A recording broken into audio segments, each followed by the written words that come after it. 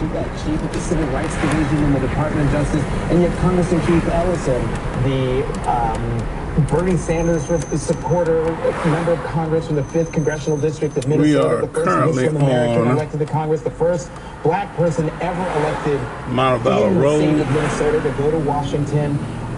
Two opposite ends, but when I interviewed them, they both had the same vision for the party, where it should junior high school is in front of us. How the party needed to reach come out of Mount Brook Parkway and go down in all territories and states, and to also do it in a way that rebuilt the party, not just focusing on congressional and Senate races, but also looking at local races and state races.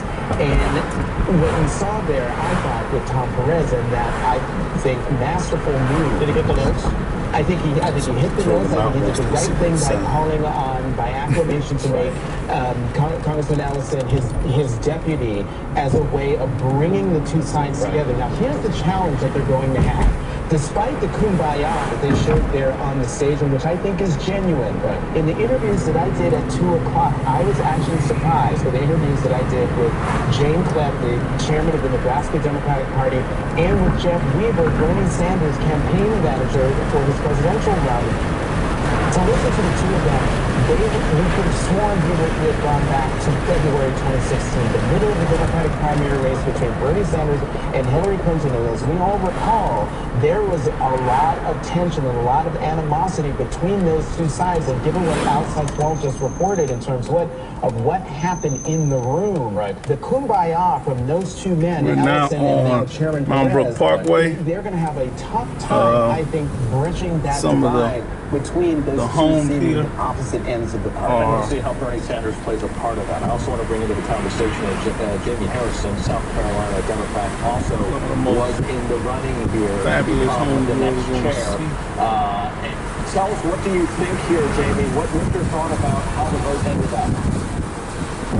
Listen, I want to congratulate our new chairman, Tom Perez. I want to congratulate Keith Ellison and all of the candidates for the great race that they ran. You know, for the past 3 months, I've been on the road, going all across the country with all of these guys, talking about what's important to rebuild the Democratic Party.